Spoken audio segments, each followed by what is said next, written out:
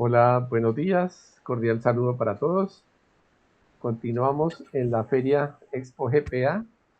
Hoy tenemos el gusto de ver y escuchar la conferencia de la ingeniera Cindy Vanessa Gutiérrez, química, magíster en Ingeniería Materiales de la UIS, investigadora y docente, candidata a doctora en Ingeniería, con el grupo GMAT participando también en el tema desarrollo de madera plástica a partir de raquis de palma aceitera y poliestireno expandido post-consumo.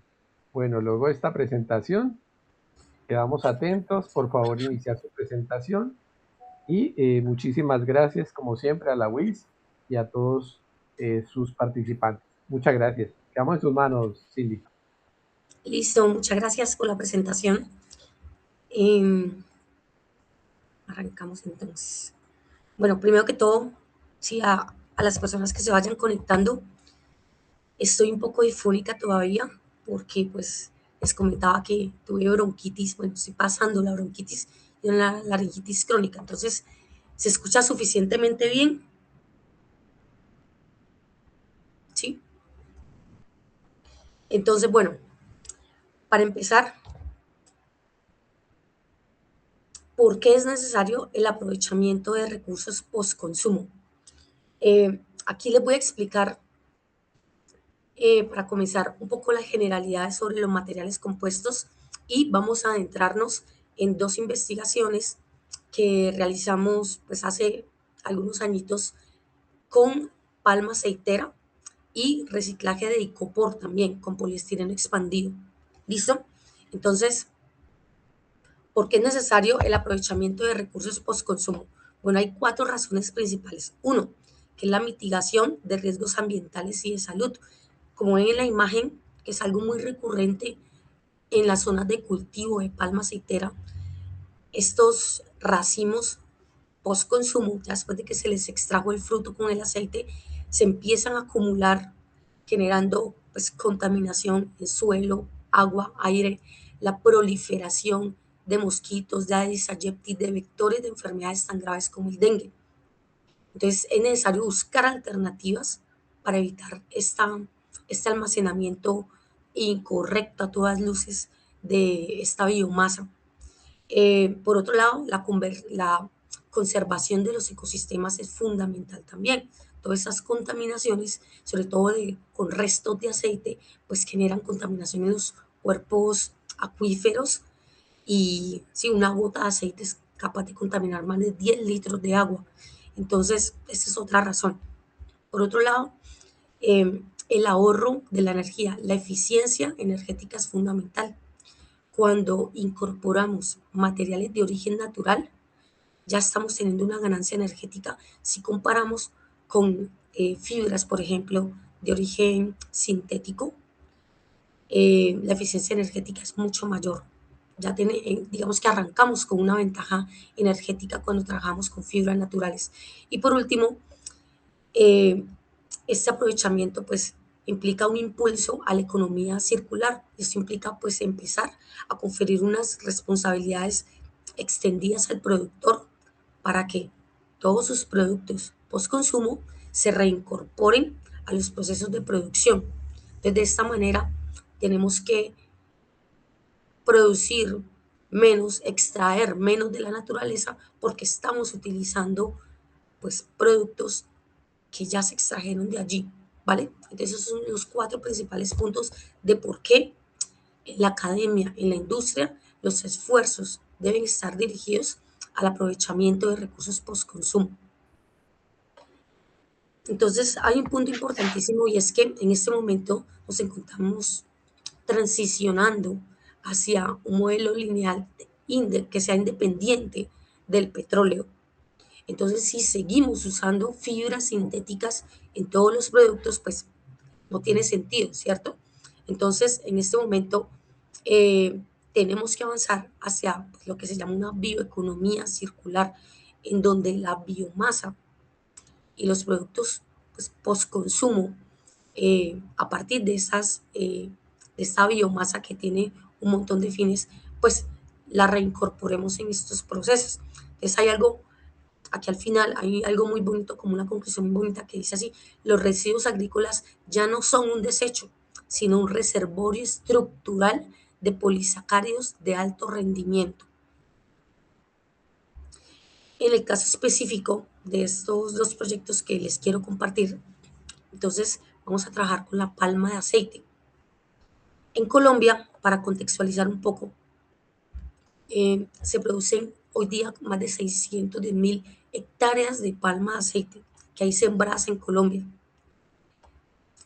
De esta palma de aceite, eh, después de todo su proceso de valorización, cerca del 25% queda como desecho. Y estos desechos son los que veíamos en la imagen del inicio, que se empiezan a acumular en las zonas de cultivo. Entonces, hoy día en Colombia se producen cerca de 1.000.000 de toneladas de raquis de palma, ¿sí? Como desecho, es una cantidad enorme. Colombia es el mayor productor de América de palma de aceite y el cuarto productor a nivel mundial. Entonces es uno de los cultivos pues, más grandes que hay. Después del café, es el mayor cultivo que hay sembrado a lo largo y ancho del país. ¿Listo?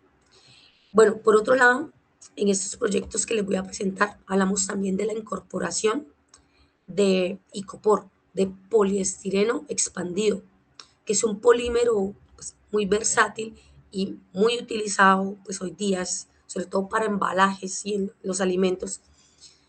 Y en varias zonas del país, aquí en Bucaramanga, por ejemplo, todavía se considera un polímero, bueno, un plástico no reciclable.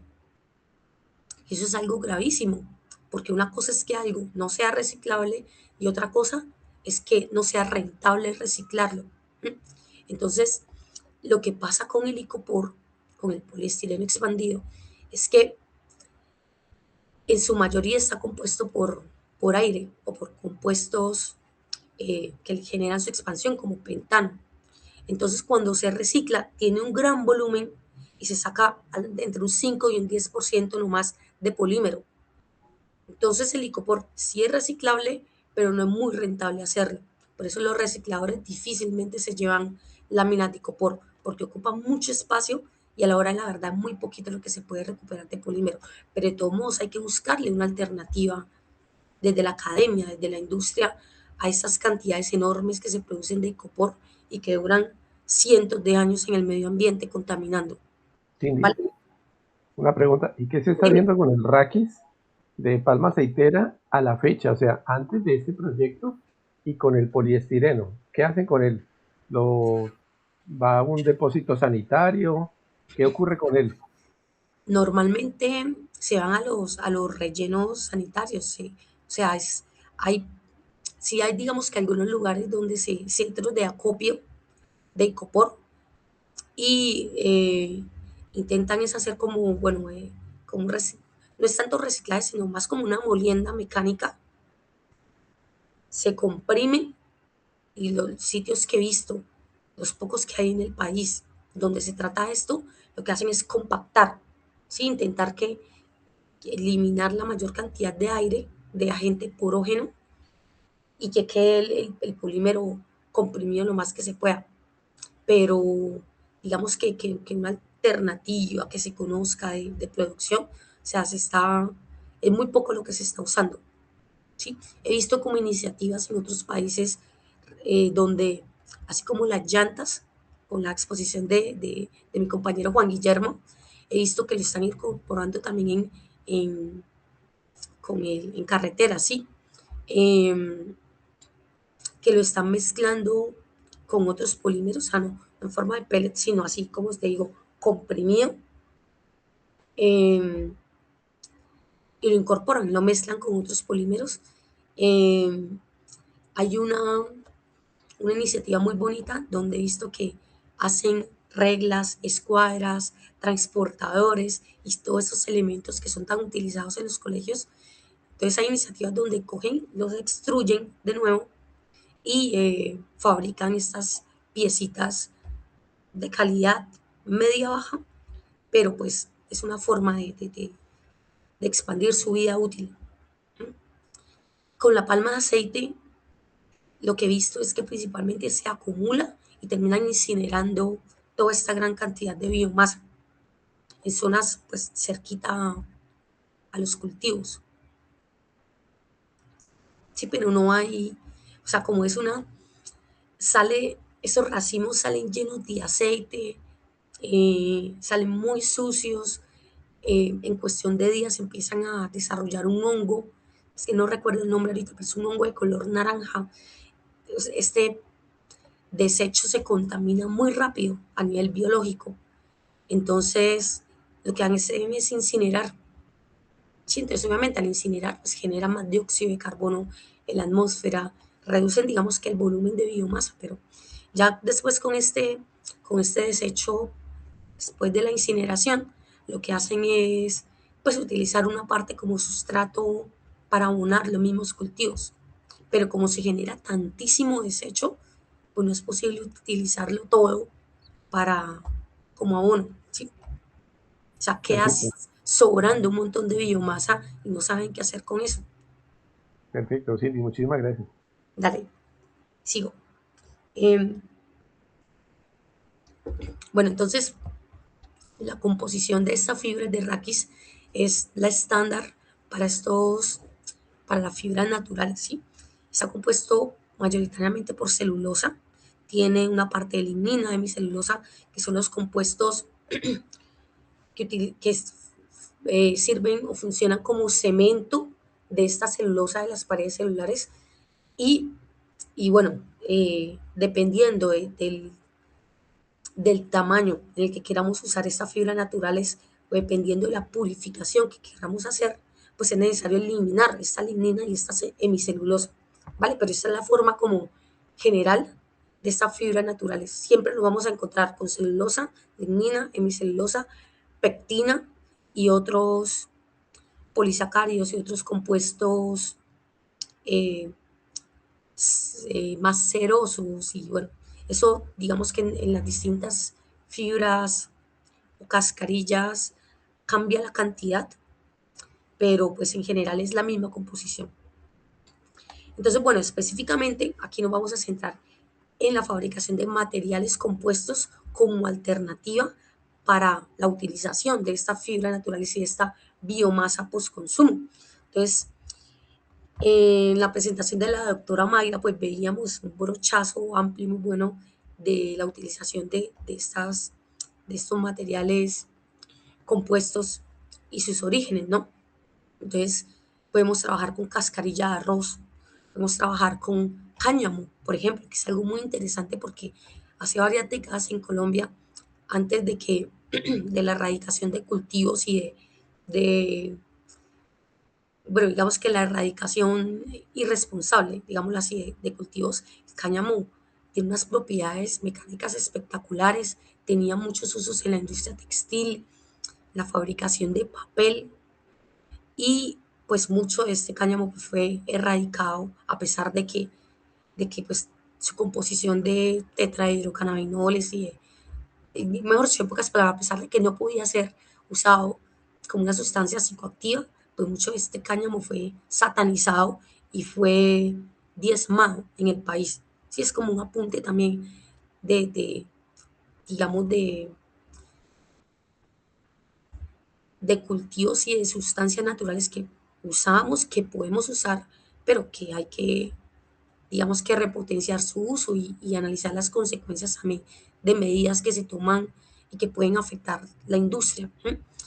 Eh, está el yute, está el sisal, está el fique, está la fibra de coco, todo lo que ustedes se puedan imaginar. Sí, hay proyectos del SENA incluso, sí, de universidades grandes, pero he visto que muchas de estos proyectos de valorización de fibras naturales se hacen en establecimientos educativos pequeños, ¿sí? Donde se enfocan más como en generar proyectos pertinentes con su región. Entonces es muy bonito, hay cosas que uno no encuentra en artículos, pero que sí las encuentra en compendios más locales, ¿sí? De estas instituciones. Entonces hay un sinfín de materiales compuestos que se pueden realizar a partir de fibras naturales. Entonces, bueno, esas fibras son materiales compuestos realizados con fibras naturales, pues tienen muchas ventajas, ¿sí? Uno, la amplia disponibilidad, ¿sí? Porque pues se pueden fabricar a partir de prácticamente cualquier eh, fibra, cualquier biomasa que haya disponible. Dos, pues el menor consumo de energía al venir pues de la naturaleza, que la naturaleza, ese proceso de producción ya lo hizo. Son livianas, de baja densidad, presentan baja toxicidad, en general pues suelen ser biocompatibles, ¿sí? Eh, Presentan una fácil manipulación, maquinación, que eso es importante a la hora de pensarnos la fabricación de materiales pues con esta biomasa, ¿sí? Y en general son tres cosas que facilitan la renovabilidad, la reciclabilidad y la biodegradabilidad, a diferencia pues de las fibras de origen sintético. Entonces, bueno, esas son las ventajas como más amplias de esas fibras naturales, pero pues también hay unas desventajas, ¿no? Y es, uno, que hay una heterogeneidad en las propiedades de las fibras naturales, incluso de las de su mismo tipo. O sea, nosotros tomamos muestras, en este caso de raquis de palma, y hacemos experimentos con dos muestras distintas y vamos a tener una composición pues ligeramente diferente de otras. ¿Sí? Entonces, esa heterogeneidad por naturaleza, pues ya nos juega un poquito en contra, ¿sí? Porque podemos hacer réplicas y siempre vamos a encontrar resultados diferentes. Eh, Segundo, eh, la cuestión de la biodegradación, pues tiene que ser también ahí controlada, porque si queremos materiales más duraderos, tenemos que escoger muy bien las fibras que vamos a utilizar. ¿Sí? Eh, Y bueno, dependiendo de lo que vayamos a hacer, vamos encontrando ahí, vamos a poder jugar con sus ventajas o con las desventajas de estas fibras naturales, ¿sí? Tenemos también la cuestión de la contaminación. Es algo que pasa, o sea, así como hay una preocupación grande con el cacao por la contaminación con cadmio, muchas de estas fibras o esta biomasa viene también pues con ciertos contaminantes propios pues, del lugar donde fue cultivada. Entonces es necesario hacer como una purificación, que a diferencia de las fibras sintéticas, pues su producción es prístina, varía ligeramente, quizás depende de los procesos de fabricación, pero no se va a encontrar con cosas, digamos, tan al azar como las encuentra uno con las fibras naturales. Entonces, bueno, a la hora de fabricar materiales compuestos con estas fibras naturales, el principal factor que mencionaba también la profe Mayra en su presentación es la incompatibilidad interfacial a la hora de fabricar materiales compuestos. Entonces, hay algo bien importante cuando uno trabaja con estos materiales compuestos, es que tenemos los componentes por un lado, o sea, ellos no se fusionan de alguna manera, ¿sí? O sea, un material compuesto no es una unidad, ¿sí? Completamente, sino que sí hay como una zona donde ocurren las interacciones entre mis fibras y entre la matriz, llámese polímero, llámese que sea una resina o lo que sea, va a haber como una frontera, ¿sí? Va a haber una zona donde sean interacciones físicas y químicas y dependiendo de cómo sean esas interacciones, pues va a haber una compatibilidad mayor o menor. Entonces esa compatibilidad interfacial, ¿sí? O sea, entre ambas fases es fundamental, es determinante para las propiedades mecánicas de mi material compuesto, ¿vale? Entonces, si un material no presenta buena compatibilidad, las propiedades mecánicas van a ser pésimas, se van a generar desuniones con el tiempo, se va a generar hinchamiento, se va a generar una inestabilidad dimensional importante, eh, va a ocurrir, pues,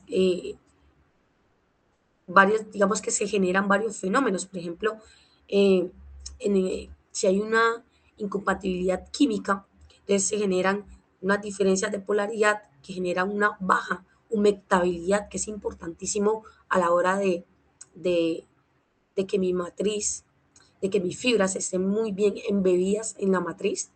Y esto pues generan unas adhesiones débiles que terminan generando desuniones con el tiempo, ¿vale? Entonces, si un material compuesto con problemas de compatibilidad, yo lo tengo pensado para que me dure unos 5 años, por ejemplo, no me va a durar ni 3 meses, dependiendo de esa incompatibilidad. ¿Listo? Entonces, esta importancia de compatibilizar las fibras y la matriz, o la fibra en este caso vienen a ser el refuerzo de esa matriz, implica que obligatoriamente tengamos que generar procesos de compatibilización a través de tratamientos químicos. Por ejemplo, hay también tratamientos físicos, hay unos más, más de combate, sí, más estándar. Hay otros que se hacen utilizando plasma, utilizando pues tecnologías de punta, pues, y que tienen sus ventajas, pero que generan mayor costo. ¿Sí? Entonces, dependiendo de lo que vayamos a hacer, pues vamos a utilizar un método u otro, pero lo más común son los métodos químicos, los tratamientos químicos para compatibilizar estas fibras. Generalmente se busca disminuir la polaridad de estas fibras porque muchos polímeros, la mayoría de los polímeros tienen una baja polaridad. Entonces, necesitamos que la polaridad pues, sea lo más parecida posible para que haya una compatibilidad a nivel químico. Hay unas eh, compatibilidades físicas también que se pueden generar, generando rugosidades, generando como sitios activos para que estos actúen como una especie de velcro entre, entre ambas fases. Ese es un fenómeno más físico que químico. ¿Sí? Entonces, bueno, es importantísimo tener en cuenta que cuando trabajamos con fibras naturales hay que buscar compatibilizar. Entonces, bueno, hay distintos tratamientos. Aquí pues hay unas generalidades sobre el tratamiento de alcalinización, un tratamiento alcalino, generalmente con hidróxido de sodio. Es el más usado, ¿sí? Esto le llaman mercerización también. Entonces, lo que se hace es aplicar eh, una concentración entre el 5 y el 10% de hidróxido de sodio, eh, aplicárselo a las fibras bajo unas condiciones controladas de temperatura, agitación también, bajo cierto número de horas. O sea, concentración, tiempo, temperatura son los factores que más se utilizan para aplicar este tratamiento alcalino. Y lo que obtenemos son fibras, dependiendo del tamaño, ¿no? Que las vayamos a usar, microfibrillas con mayor rugosidad, fibras donde ya se ha removido gran parte de las ceras que hay en la superficie, que son como un mecanismo que tienen las plantas. Ustedes han visto que caen las gotitas de agua y queda la gotica y se resbala, que no necesariamente penetra directamente a la hojita. Entonces, la naturaleza pues tiene también unos mecanismos de protección. Entonces, estas ceras que son de baja polaridad, pues dependiendo, algunas de ellas tienen más, otras menos, eh, son hidrófobas, ¿sí? Entonces, protegen la hojita de eso. Entonces, estas ceras, a la hora de utilizarla como materiales compuestos, pues digamos que genera digamos que no permiten acceder a la celulosa como queremos hacerlo. Entonces hay que eliminar, hay que remover esos contaminantes o estas sustancias indeseadas de la superficie. Entonces generalmente cuando aplicamos este tratamiento alcalino obtenemos una fibra no solamente sin lignina superficial, pectinas o ceras y algunos otros contaminantes, sino que también genera unas rugosidades superficiales. Y esas rugosidades, como les decía anteriormente, van a facilitar, eh, van a exponer un poco más la celulosa y van a facilitar este efecto velcro entre el refuerzo y la matriz. ¿Listo? O sea, me va a mejorar las propiedades mecánicas. Otro tratamiento común que se hace al trabajar con fibras naturales es el blanqueo, el bleaching. El papel que vemos es algo, o sea, cuando trabajamos con papeles, sí o sí tiene que hacerse un blanqueo. El papel generalmente es blanquito y esto se hace pues con distintos componentes, ya sea con hipoclorito de sodio, con clorito de sodio, con, con agua oxigenada, por ejemplo, ¿sí? Es otro de las sustancias que se usan para generar esto. Y ocurre, pues, que vemos acá, ¿sí? Remoción de impurezas, activar superficie, obtenemos, dependiendo de la finalidad que queramos, para que queramos esos tratamientos químicos, entonces hay un aumento de la cristalinidad que es conveniente para ciertos fines eh, y genera una mayor cantidad de microrugosidades que pues nos van a mejorar estos anclajes, este efecto velcro. ¿Listo? Entonces, bueno, esos son ejemplos de tratamientos químicos de los más usados cuando trabajamos con fibras naturales. Entonces, bueno, ya yendo un poco más a los materiales compuestos, entonces la idea es que haya una sinergia entre matriz y refuerzo para mejorar estas propiedades mecánicas. ¿Listo? Entonces, generalmente un material compuesto no solamente tiene o va a estar compuesto de las fibras naturales o de la matriz, sino que también podemos generar agentes de acople, podemos generar eh, agentes que mejoran, por ejemplo, que son ignífugos, que confieren otras propiedades a los materiales, eh, dependiendo del fin que queramos, ¿sí? O que entren a catalizadores, por ejemplo, que entran a acelerar el endurecimiento de la matriz con respecto a la fibra natural. Entonces, en fin, sí, o sea, hay diferentes componentes, una cantidad casi infinita de componentes que se pueden agregar a estos materiales compuestos para mejorar sus propiedades. Entonces, de manera general, este es el proceso que se aplica cuando trabajamos con materiales compuestos, sea cual sea. Uno, la recolección del material vegetal y la preparación de estas fibras, de este material. Dos, los procesos mecánicos que se usan porque generalmente tenemos que trabajar con un tamaño específico de fibra. Sí, o sea, estas fibras no se botan así de varios centímetros, de medio metro, digamos, las hojas de la mata de plátano que es tan larga. No, eso hay que, o sea, el tamaño de la fibra en el material compuesto es fundamental también. De hecho, es una de las variables que yo utilicé en los proyectos de investigación que trabajé.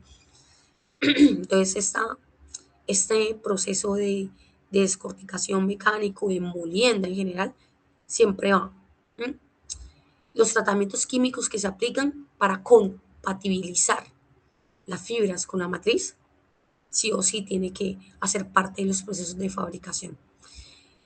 Está el mezclado o la homogeneización, donde vamos a embebir las fibras con la matriz.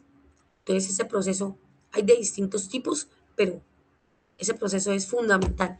Y ya el proceso de conformado o de moldeo industrial, depende de lo que estemos hablando. Entonces son 5 procesos fundamentales que están presentes en cualquier tipo de material compuesto con el que se vaya a trabajar. ¿Listo? Cindy, Cindy, Señor. disculpa. Justamente la pregunta iba, si puedes volver a la diapositiva anterior. Una diapositiva, una pregunta por el chat es si estos procesos, estas etapas, aplican para cualquiera de los materiales, llámese el raqui, llámese residuos de piña, residuos de cualquiera de las fibras naturales, si aplican todos estos y si hay algún cambio en el proceso por cada material específico.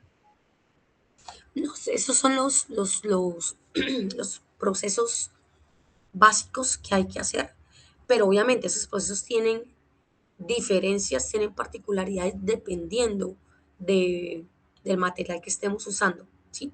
Entonces, por ejemplo, en el caso del raquis, a diferencia de otras fibras, eso es una maldición egipcia moler el raquis de palma, o sea, es tan resistente, o sea, tiene tan buenas propiedades mecánicas esta fibra como tal, que nosotros tuvimos que mandar a hacer un molino industrial para poder procesarlo. Nos tocó mandar a hacer un molino modificado de martillos con cuchillas afiladas para poder procesarlo, porque probamos con varios molinos y no se pudo, ¿sí? Entonces, para fabricar materiales compuestos pueden ir más procesos, o sea, en medio de estos se pueden agregar más, pero mínimamente estos son los procesos que hay que aplicar para fabricar materiales compuestos. Obviamente, a la hora de hablar de materiales avanzados, por ejemplo acá, sí, a la hora de fabricar materiales eh, para la industria del automovilismo, por ejemplo, que cada vez se incorporan más, pues obviamente tienen que haber más procesos, tiene que haber más purificación, más refinación, mayor control de tamaños, de diferentes parámetros. Entonces, pues van a haber de pronto más procesos, pero los básicos son estos. ¿Listo? Ah, bueno. Y otra pregunta final. Dime. Es, este tipo de experiencia, de aprendizaje, de desarrollo que tienen ustedes como ingenieros de materiales para aspirar al doctorado, ¿lo han compartido con otras escuelas de materiales o piensa que pueda ser aplicable en otras regiones que tienen los diferentes materiales como caña de azúcar u otro tipo de cosas? Pues generalmente uno comparte esto en congresos, ¿sí? O en workshops, digamos que dentro de la academia hay pues distintos mecanismos a través de los artículos científicos, de la misma publicación de la tesis. Esto yo lo desarrollé en mi tesis de maestría.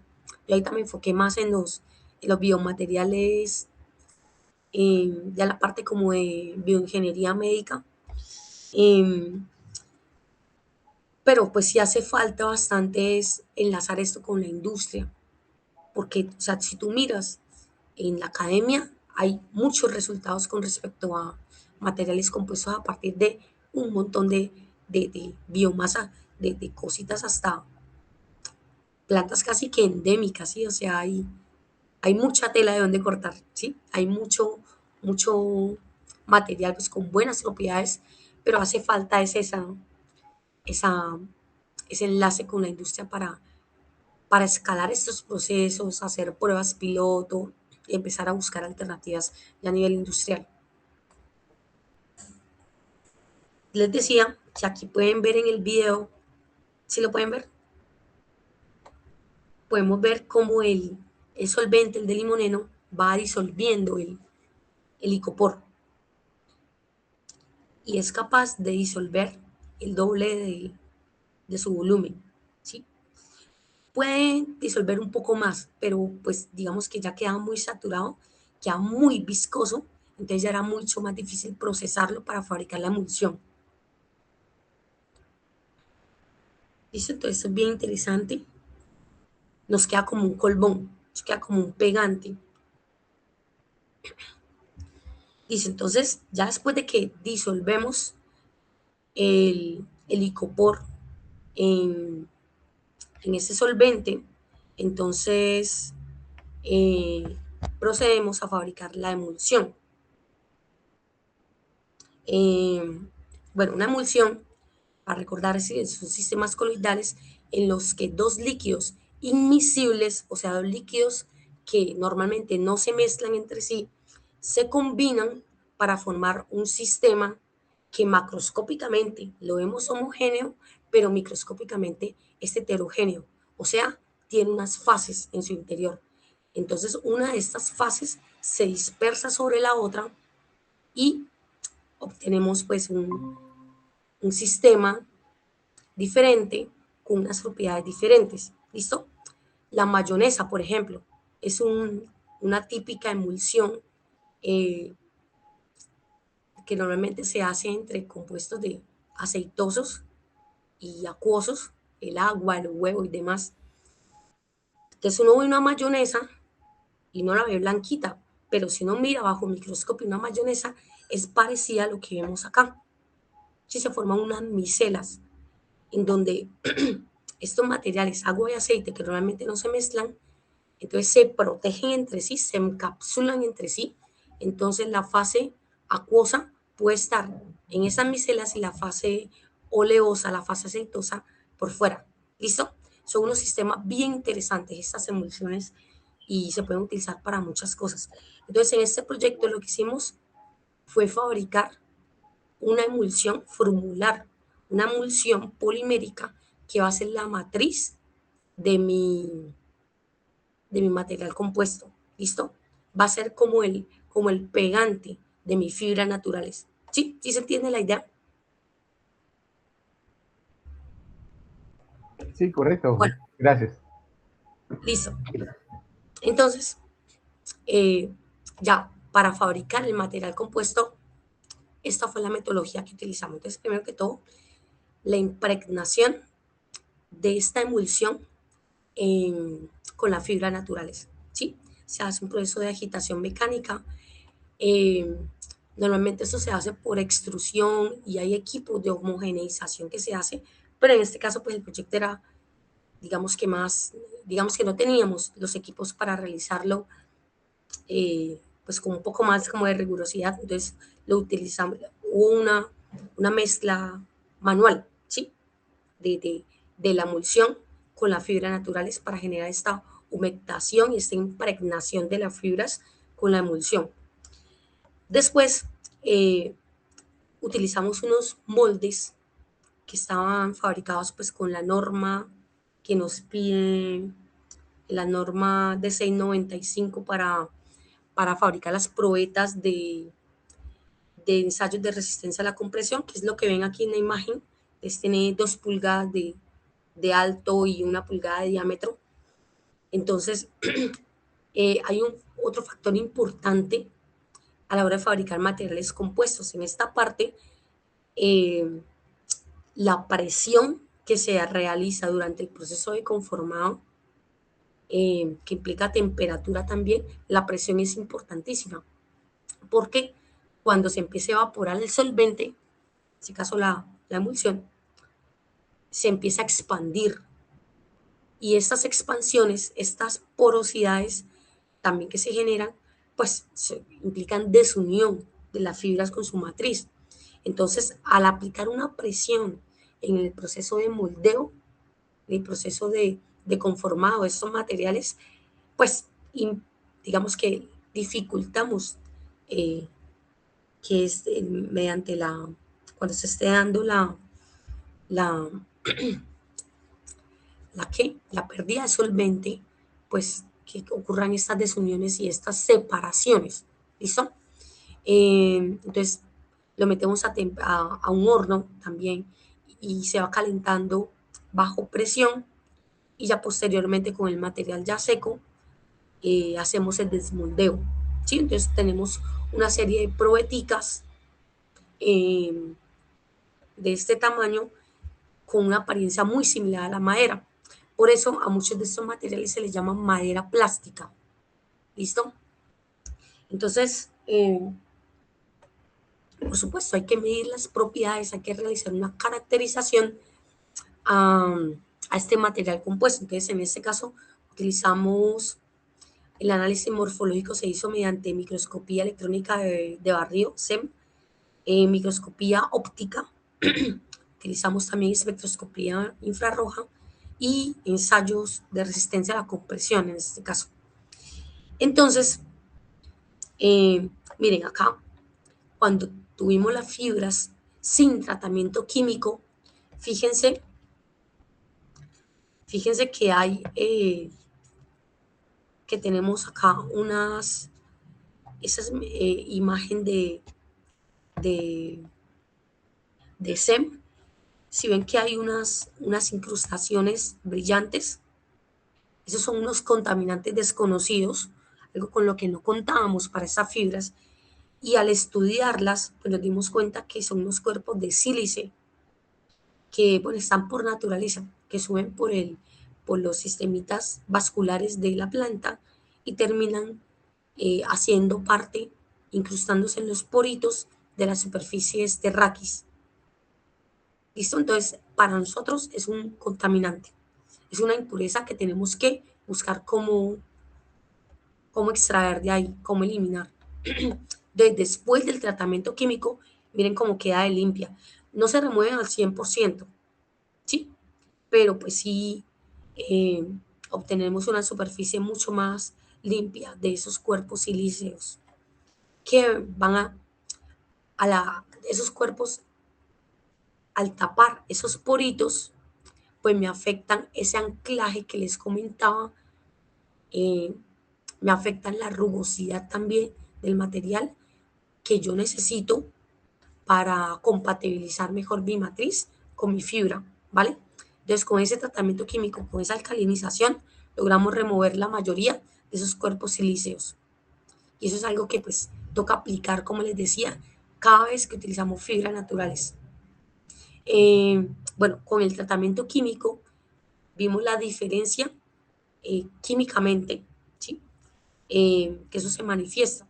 Y vemos ahí pues espectros diferentes donde se observa pues una eliminación de componentes de lignina y hemicelulosa y de pectinas principalmente, ¿vale?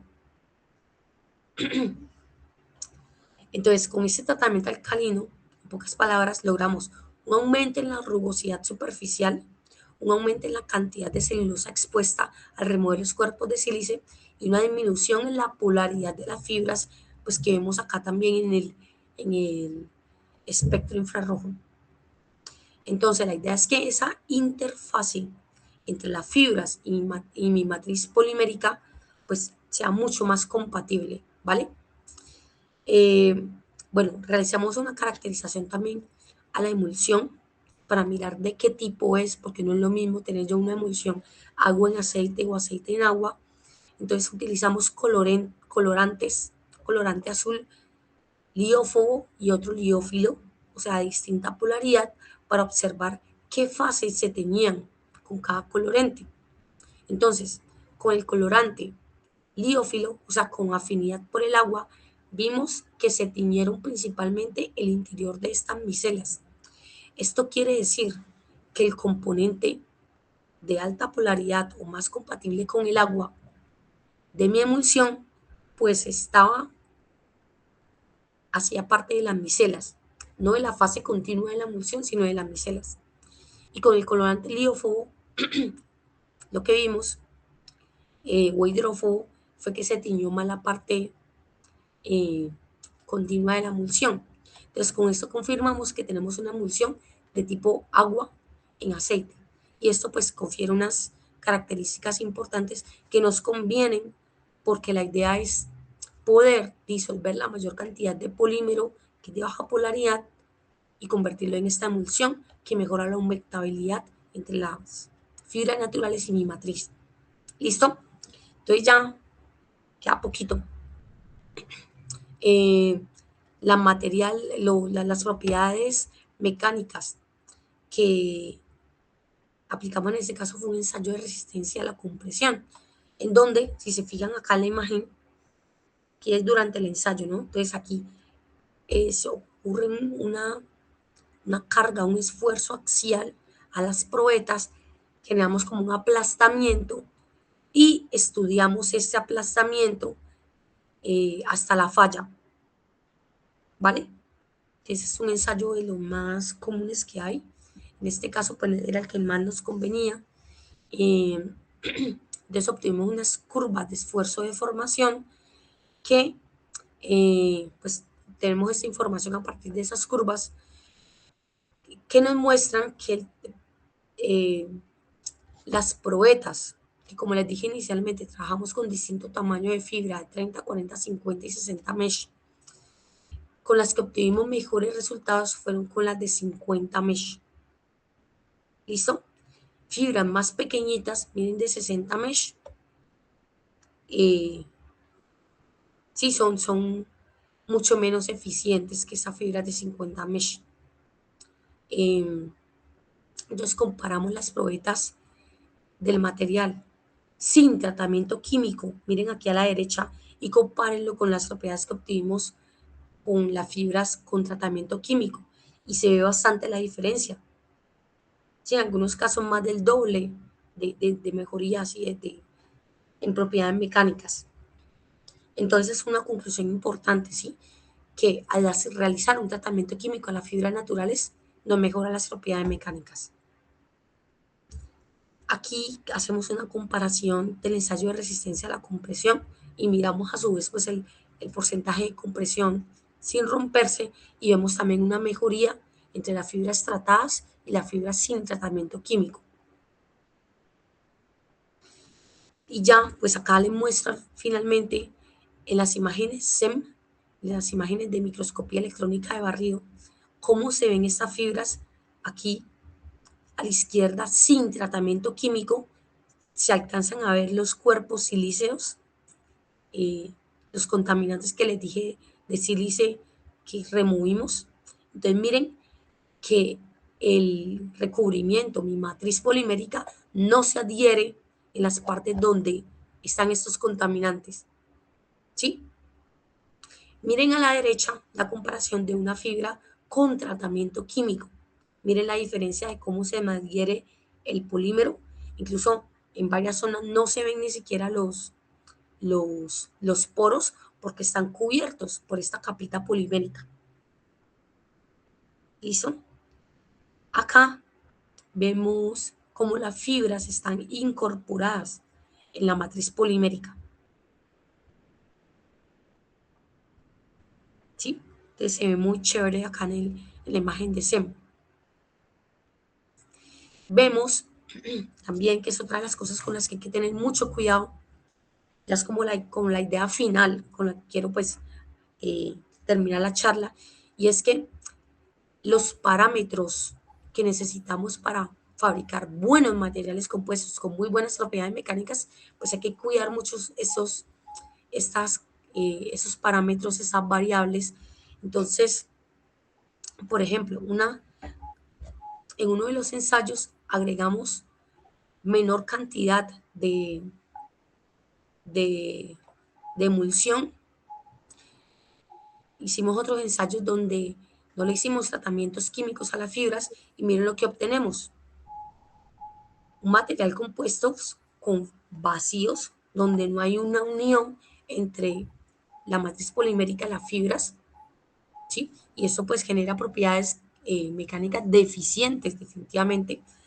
Otro de los parámetros que también incluimos fue trabajar con una mayor cantidad de la concentración de hidróxido de sodio. Entonces, escogimos el 5%, pero trabajamos con varias concentraciones al inicio. Entonces miren aquí a la derecha que trabajamos con un tratamiento químico al 10%, o sea, al doble de lo que usamos, y destruimos la fibra.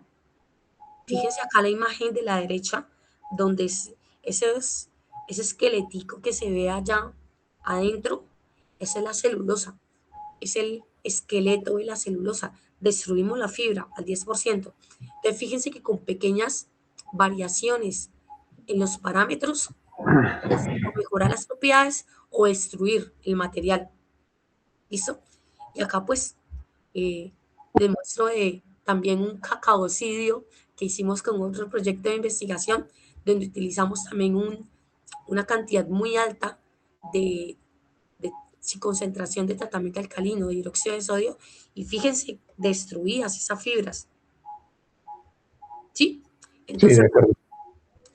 entonces era ya con lo que quería despedirme, sí, con esas imágenes así bien gráficas de qué es lo que sucede si no cuidamos los parámetros. Y por supuesto, trabajar con fibras destruidas, pues obtenemos un material compuesto con fibra con propiedades mecánicas deficientes. ¿Listo? Entonces, bueno, eso fue todo. Entonces quedo atenta. A las preguntas van.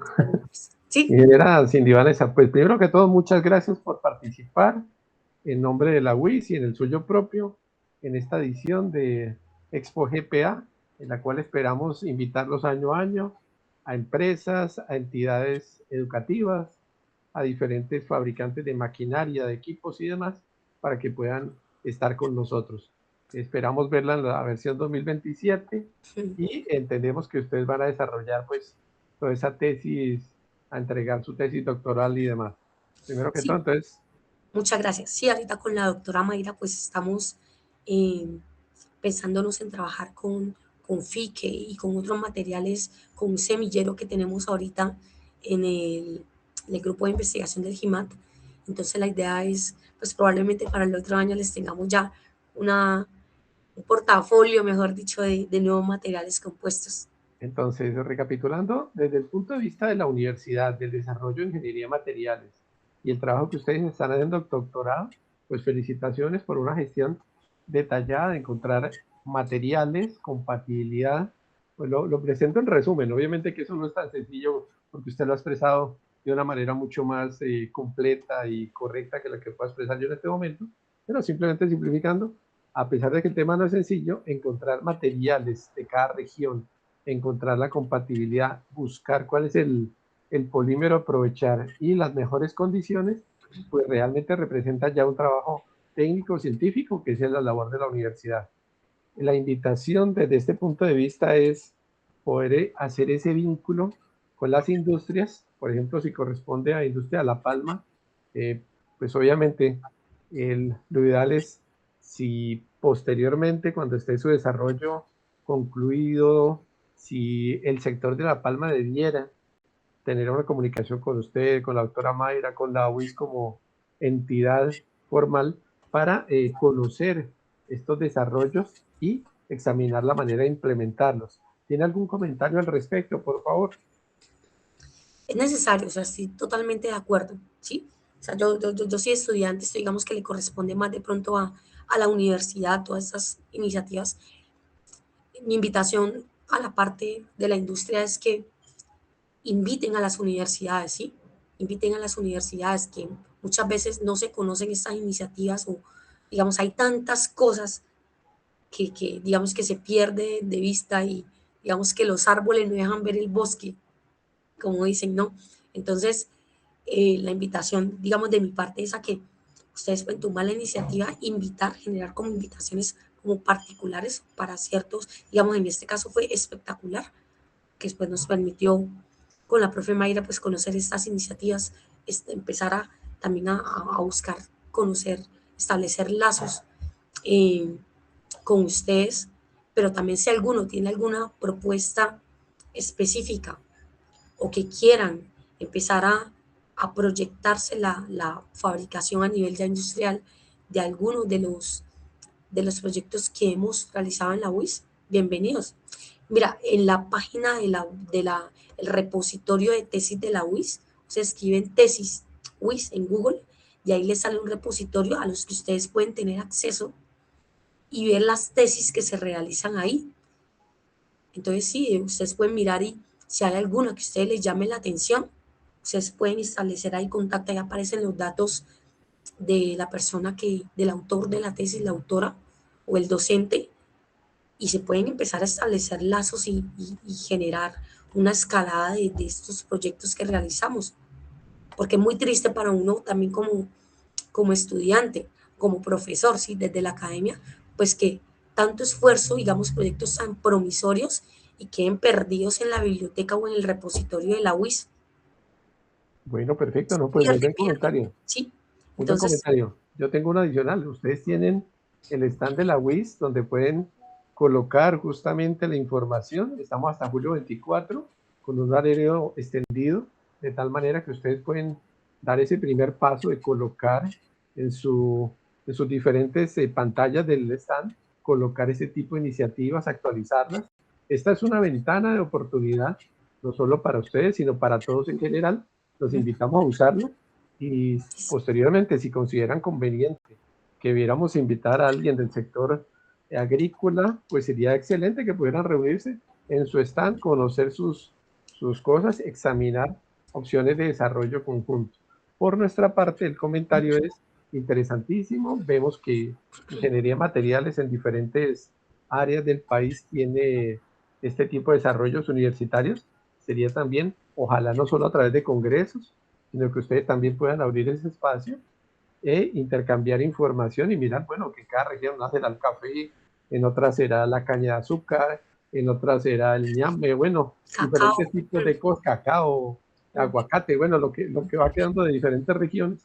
No tengo ningún sesgo al respecto, de tal manera que puedan intercambiar información e incluso presentar ante el ministerio y demás entidades, pues la necesidad de coordinación, de equipos, de viajes, de intercambio de experiencias que creo que serían provechosas para todos. Y en el marco nuestro, en lo que nosotros podemos hacer, invitarlos a utilizar la plataforma de Visiri, utilizar el stand de la WIS y bueno, ahí está una ventana para presentar todos sus desarrollos que son bastante interesantes y por los cuales agradecemos su participación. Adicionalmente, bueno, una pregunta. Tú mencionabas 5 procesos. En esta parte de madera plástica, de desarrollos, ya tienen un producto terminado en el cual puedan decir, con esto podemos hacer reemplazo de techos, podemos hacer puertas, ventanas, o hasta dónde piensan llevar estos desarrollos. Pues digamos que cuando uno realiza los proyectos de investigación, las tesis, es digámoslo, arrancamos con parámetros pequeñitos, ¿sí? Vean ahí si es tamaño de fibra, qué proporción utilizamos con eso, o sea, son muchos parámetros para llegar a una escalada, a mirar a nivel piloto, ¿sí? De qué uso específico se le puede dar. Entonces, en el caso nuestro, llegamos hasta un punto en donde era necesario conocer mucho más esos parámetros del mismo material a ese nivel. eh, pero pues sí he visto que de otras escuelas de civil, por ejemplo, ya estaban haciendo pruebas con un material que ya habían estudiado hacía unos años, que iban mejorando, mejorando, y llegaba a un punto donde efectivamente decían, bueno, vamos a utilizarlo como recubrimiento, por ejemplo, de cementos, ¿sí? Y empieza a proyectarse.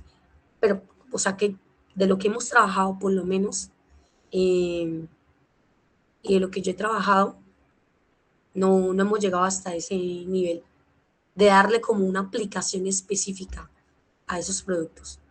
Bueno, de todas maneras, yo considero que en este proceso, este es un proceso de mejora, de desarrollo, de lograr interconectar los requerimientos del mercado, el problema que ustedes ven de los desechos, el buscar que el aprovechamiento sea viable, tanto técnica como económicamente, pues interesante que puedan continuar este proceso y una recomendación. Veo que también no solo el desarrollo técnico a través de ustedes, sino que también que tengan los equipos y los elementos para poder hacer una simulación completa. Sería genial que ustedes tuvieran una planta completa de piloto Ajá. donde pudieran extruir su madera plástica. Hoy día saco un tubo, saco un cable, saco una lámina, saco una película, saco una pieza, saco un pedazo de caucho, hago un montón de cosas. Sería interesante que puedan llegar a ese nivel y que Por tengan en supuesto. general un espacio en el cual trabajan offline.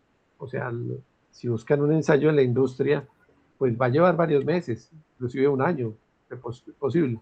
Pero si pueden trabajar offline, hacer optimización, desarrollar formulaciones, cubrir muchas de las cosas que normalmente en la industria no tiene tiempo para ese tipo de cosas, pues sería bueno para ya presentar, digamos, un desarrollo más formal y ya centrarse en la manera de trabajar conjuntamente. Puede significar desarrollos para la industria, puede significar empleos para las personas que salen de la universidad con todo su conocimiento y adicionalmente un intercambio interesantísimo de información en bienestar de la región y del país. Bueno, si hay algún comentario, algún comentario adicional, por favor, a nombre de la UIS, de la ingeniera Cinde, de la doctora Mayra, de Juan, pues es bienvenido, por favor.